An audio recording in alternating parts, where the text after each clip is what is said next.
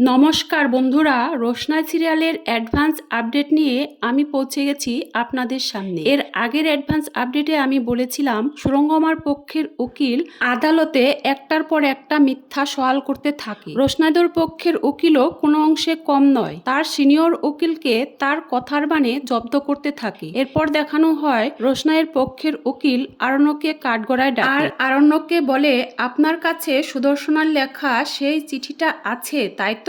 এই কথা শুনে রোশনাই সহ উপস্থিত সকলে অবাক হয়ে যায়। এমনকি আরণ্যকের বাবারও এই বিষয়ে কোনো ধারণা ছিল না। আরণ্যক বলে, হ্যাঁ আছে। উকিল বলে, ঠিক আছে, আগে আপনাকে কিছু প্রশ্ন করতে চাই। আপনার নাম কি? আরণ্যক নিজের নাম বলে, সাথে তার প্রফেশনও বলে। উকিল আরণ্যককে জিজ্ঞাসা করে, রোশনাইয়ের সাথে আপনার কবে দেখা হয়েছিল? আরণ্যক বলে, আমি বেনারসে ঘুরতে গিয়েছিলাম, সেখানেই রোশনাইয়ের সাথে আমার প্রথম দেখা হয়েছিল। আর আমার সাথে রোশনাইয়ের দেখা হওয়ার কিছুদিন পরেই রোশনাইয়ের মা আত্মহত্যা করে। আমি তার বেডের পাশে একটি চিঠি পেয়েছিলাম, তখন আমি সেই চিঠিটা উঠিয়ে নিজের কাছে রেখেছিলাম।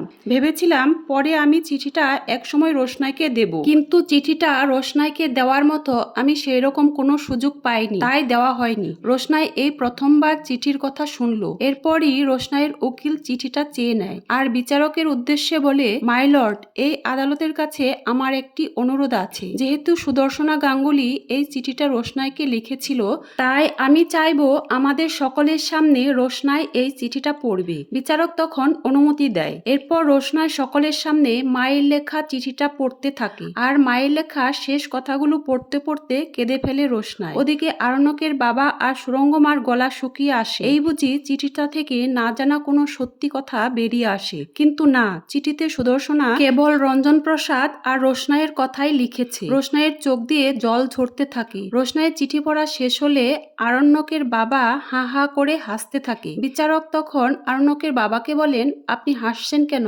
আরণ্যকের বাবা বলে, সরি, তবে হ্যাঁ, এই চিঠিতে কোথাও সুরঙ্গমার নাম লেখা নেই, তাই এই চিঠি থেকে কোনো প্রমাণ হয় না রোশনাই সুরঙ্গমার মেয়ে। আর এই চিঠি আদালতে পেশ করার আগে আমার জুনিয়র উকিলের একবার পড়ে নেওয়া উচিত ছিল। এরপর আরণ্যকের বাবা জোর গলায় বলতে থাকেন, এই চিঠি এই কেসের উপযুক্ত প্রমাণ নয়। বিচারকও একই কথা বলেন। রোশনাইয়ের উকিল তখন বারবার বোঝানোর চেষ্টা করেন, একজন মানুষ আত্মহত্যা করার আগে এই ধরনের চিঠি কেন লিখবেন? বিচারক বলে, এর জন্য সাক্ষ্য প্রমাণ চায়, এখানে ইমোশনালের কোনো দাম নেই। কথাটা শুনে রোশনাই আশাহত হয়।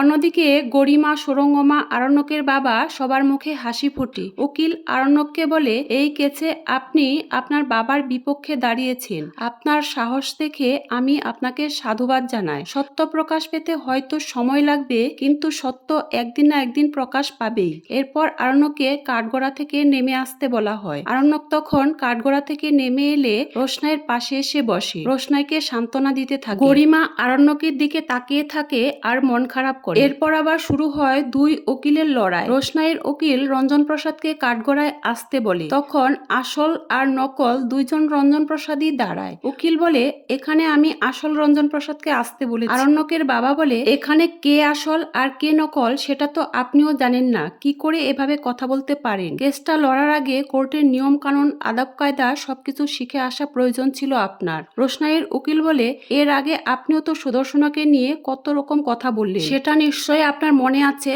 এরপর বিচারক দুই উকিলকে থামিয়ে দেয়। এরপর কাঠগড়ায় আসে আসল রঞ্জন প্রসাদ, মানে রোশনাইয়ের বাবা। আরণ্যকের বাবা প্রথমে রঞ্জন প্রসাদকে প্রশ্ন করে, আপনি যে আসল রঞ্জন প্রসাদ, তার কি কোনো প্রমাণ আপনার কাছে আছে? রঞ্জন প্রসাদ বলে, আসলে আমি বহুদিন নির্বাসনে ছিলাম, আমার কাছে তেমন কোনো প্রমাণ নেই, তবে হ্যাঁ, আমার কাছে একটি পাসপোর্ট আছে যাতে অঞ্জন প্রসাদের নাম আছে, যিনি আমেরিকায় ছিলেন। আর আমি সেই সময় আমার নাচের শো নিয়ে ব্যস্ত ছিলাম, তাই তারিখগুলো মেলালেই বুঝতে পারবেন কে আসল আর কে নকল রঞ্জন প্রসাদ। আরণ্যকের বাবা বলে, এই পাসপোর্ট দেখে কিচ্ছু প্রমাণ হবে না। রঞ্জন প্রসাদ বলে, ভগবান আমাদের দুজনের চেহারা একই রকম করে দিয়েছেন ঠিকই, কিন্তু আমাদের দুজনের মধ্যে একটা পার্থক্য আছে। অঞ্জন প্রসাদের কানের পেছনে একটা তিল আছে, যেটা আমার নেই। কথাটা শুনে অঞ্জন প্রসাদ তার কানের পেছনে হাত দেয়। তখন সবাই তার দিকে তাকায়। আরণ্যকের বাবা বলে, এই তিল থেকে কি করে প্রমাণ হয় আসল আর নকল? হতেও তো পারে রঞ্জন প্রসাদের কানে তিল আছে। তখন রোশনাইয়ের পক্ষের উকিল বলে, মাই লর্ড, আমার সিনিয়র উকিল যদি বারবার এভাবে কথা ঘুরিয়ে ফিরিয়ে প্রশ্ন করতে থাকেন, তাহলে আদালতের শুধু সময়ই নষ্ট হবে, এই কেসের কোনো মীমাংসা হবে না। তাই আমাকে সুযোগ দেওয়া হোক প্রশ্ন করা। বিচারক আরণ্যকের বাবার কাছ থেকে পাসপোর্ট চেয়ে নেয় আর রোশনাইদের উকিলকে প্রশ্ন করার অনুমতি দেওয়া হয়। এরপর উকিল রঞ্জন প্রসাদকে বলে, সুরঙ্গমা মুখার্জি রোশনাইয়ের মা, এর কি কোনো প্রমাণ আপনার কাছে আছে? রঞ্জন প্রসাদ বলে আছে। আর তখন তিনি একটা প্রমাণপত্র বের করেন। এমন সময় সুরঙ্গমার গলা শুকিয়ে যায়। রঞ্জন প্রসাদ নার্সিংহোমের ডিসচার্জ সার্টিফিকেট বের করেন। সেখানে পরিষ্কার লেখা আছে রঞ্জন প্রসাদ আর সুরঙ্গমার নাম। ওই ডিসচার্জ সার্টিফিকেট থেকে বোঝা যায় সুরঙ্গমা ওই নার্সিংহোমে ডেলিভারি হয়েছিল। সুরঙ্গমা তখন খুবই ভয় পেতে থাকে আর উকিলের মুখে তখন হাসি ফুটে। উকিল ওই ডিসচার্জ সার্টিফিকেট আদালতে জমা দেয়। এরপর রোশনাইয়ের উকিল আরেকজন ডক্টরকে কাঠগড়ায় আসতে বলে, যে ডক্টরের সই এই পেপারের নিচে আছে। এরপর আরণ্যকের বাবা ওই ডক্টরকে বলে, এটা তো অনেক দিনের আগের কথা, আপনার কি মনে আছে আপনি কি এই সুরঙ্গমাকে ডেলিভারি করিয়েছিলেন? ডক্টর বলে, আমি আমার সব কাগজপত্র নিয়েই এসেছি। আমি যখন ওনাকে ডেলিভারি করেছিলাম তখন উনি মুখার্জি নয়, গাঙ্গুলি ছিলেন। আরণ্যকের বাবা ডাক্তারের কথাগুলোকেও অস্বীকার করে বলেন, এতেও কিছু প্রমাণ হয় না। তখন রোশনাইদের উকিল বলে, তাহলে আপনার কথা যদি মেনে নেই, তাহলে এই কাঠগড়ায় দাঁড়িয়ে থাকা উনি তো আসল রঞ্জন প্রসাদ নন। তাহলে নকল প্রসাদের দিকে আঙুল তুলে বলেন, তাহলে তো আসল রঞ্জন প্রসাদ হলো উনি। তাহলে উনি কেন রোশনাইকে মেনে নেয়নি? নকল রঞ্জন প্রসাদ তখন মারাত্মকভাবে ফেঁসে যায়। আর নকল রঞ্জন প্রসাদের এই বেহাল অবস্থা দেখে কোর্টের জনগণ হাসতে থাকে। তো বন্ধুরা, পরের আপডেট পাওয়ার জন্য আমার